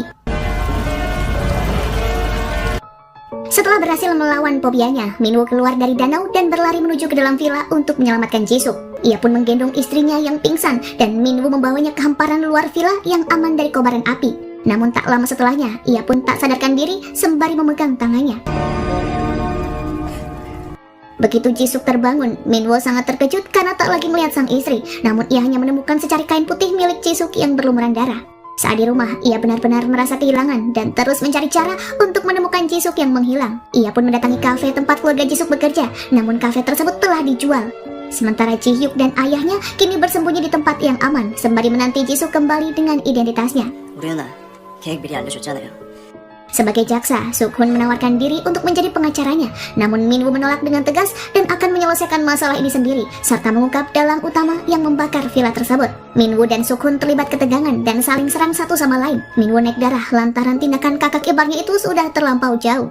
Tak mau kalah, Suk-hun justru menyerang balik dan menyalahkan Min-woo bahwa semua ini terjadi karenanya yang tak bisa berbuat apa-apa hingga Eun-ha meregang nyawa. Dan kini Jisuk pun hilang karena ulahnya. 저남이 그냥 그렇게 앉아있지만 않았어도! Menghilangnya Jisuk membuat Min-woo dituduh sebagai pelaku yang melenyapkan sang istri. Kini namanya benar-benar hancur lantaran berita yang berisi tentang perilakunya yang sering melakukan kekerasan terhadap istrinya, mengingat kondisi mentalnya yang tidak stabil. Saham perusahaan pun mendadak turun drastis setelah kabar itu dirilis. Suk-hun pun tertawa menyaksikan ini dan bersiap memborong saham tersebut dengan harga yang sangat rendah. 벌써 1조가 넘는 시가총액에 증발했습니다. Setelah siuman, ternyata Jisuk terbaring di rumah sakit daerah terpencil. Ia memutuskan untuk kabur setelah perawat mencoba mengubah identitasnya menjadi Kim Yoo-jin. Saat melarikan diri, ia tertangkap oleh para rentenir yang mengaku sebagai orang yang telah menolong Jisuk dan berjanji akan mengembalikannya ke Seoul. Namun ternyata mereka berkomplot dengan Miyeon yang datang memaksa Jisuk agar lekas melarikan diri ke Australia sebelum Suk-hun menangkapnya. 석훈 씨가 살인자가 될 순 없잖아. Anggota Dewan Seo mendengar berita mengejutkan perihal putrinya, dibuat emosi dan mengerahkan seluruh kemampuannya untuk melakukan pencarian. Ia pun mendatangi rumah keluarga Choi dan mengucapkan ancaman jika hal buruk terjadi pada putrinya. Demi meredam emosi sang dewan, Miyeon menegaskan bahwa adik iparnya pasti akan kembali bersama suaminya. Dalam keadaan mabuk, Miyeon yang frustasi mengungkapkan semua identitas Jisuk pada ibunya dan membeberkan bahwa dalang dibalik semua ini adalah suaminya sendiri. 그럼 비밀 다 지켜줄 수 있어? Dengan berbagai cara, pada akhirnya Jisuk berhasil menghubungi suaminya yang masih diinterogasi oleh pihak kejaksaan. Min-woo bergegas melacak lokasi ponsel tersebut dan meluncur ke lokasi yang dimaksud hingga ia berhasil menemukan Jisuk yang masih menggunakan pakaian rumah sakit. Ia pun langsung membawa istrinya ke villa yang aman dan mengobati lukanya. 아픔 얘기하세요. Dalam kerinduan, keduanya saling mengkhawatirkan satu sama lain. Dan demi meredam situasi, Jisuk pun berjanji akan menyerahkan diri ke polisi dan menyeret Suk-hun bersamanya. Min-woo mencoba mengalihkan rencananya dan menegaskan bahwa ia akan membereskan semuanya. Sembari tersenyum melihat kecantikan Jisuk, Min-woo tiba-tiba mengejutnya sebagai pertanda bahwa ia akan tetap melindunginya. Keesokan paginya, Min-woo terbangun dalam keadaan panik karena Jisuk tak berada di sisinya. Ternyata sang istri sedang menyiapkan perlengkapan mandi. Keduanya tampak begitu romantis dan bersiap menghadapi tantangan kembali ke Seoul. Keduanya pun dijemput oleh Chang-soo dan memilih meninggalkan mobilnya di villa untuk menghilangkan jejak. Demi keamanan, Jisuk tinggal bersama keluarganya, sementara Min-woo kembali ke rumahnya. Ia telah menjadi incaran para polisi lantaran kabur saat diinterogasi. Untuk menjebak Suk-hun, Min-woo berpura-pura menginginkan kakaknya untuk menjadi pembelanya dan mengadakan konferensi pers bahwa Min-woo tidak bersalah, apalagi mencelakai istrinya sendiri. 내가 무죄란 말 입증해주세요. Namun Suk-hun ingin Min-woo mengakui di hadapan semua orang bahwa ia mengalami bisikan pikiran akibat skizofrenia yang dideritanya hingga tak sadar mencelakai orang terdekat. Agar Suk-hun percaya, Min-woo mengaku bersedia melakukannya dan berjanji akan menyerahkan seluruh sahamnya pada Suk-hun asalkan ia bebas dari jerat hukum.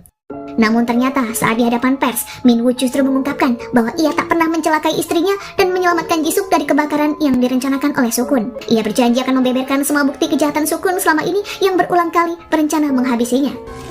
민석훈이다. Hanya bisa menahan emosi, Suk-hun tak bisa berkata apapun. Ditambah lagi saat Jisuk maju ke depan dan menjelaskan identitasnya yang sebenarnya, bahwa ia diminta Suk-hun untuk berpura-pura menjadi Eun-ha, padahal sebenarnya Eun-ha telah meninggal dunia. Anggota polisi pun bergerak cepat untuk menangkap Suk-hun, namun ia berhasil kabur bersama Byul-tae. Demi membela pria yang dicintainya, Miyeon berusaha melepaskannya dari jeratan hukum dan memberinya tiket untuk kabur ke luar negeri. Namun sebelumnya, Suk-hun mengucapkan kebenaran bahwa selama ini ia tak pernah sekalipun mencintai Miyeon dan hanya memanfaatkannya demi membalas dendam.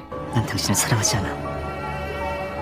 Beberapa waktu kemudian tersiar kabar jika pimpinan koma karena demo kepada pihak SG Group. Sementara ibunya meninggal dalam keadaan jari yang telah terpotong karena kelelahan bekerja. Konglomerat seperti Tuan Choi tak pernah merasakan betapa menderitanya Suk-hun dan ia ingin membalas dendam sampai akhir. Tak lama kemudian, Miyeon melompat dari atas tebing tepi laut dan dinyatakan meninggal. Suk-hun lalu melayat istrinya, namun ia tak bisa mendapatkan kata maaf lagi dari keluarganya. 4 tahun kemudian, Jisuk yang telah bebas dari tahanan terlihat merayakan ultah bersama keluarga, teman, dan Min-woo. Waktu pun bergulir beberapa waktu kemudian. Minwoo dan Jisuk tampak menikmati piknik bersama gadis kecil yang tak lain putri keduanya yang bernama Minsuk. Bocah itu sangat suka bermain pasir hingga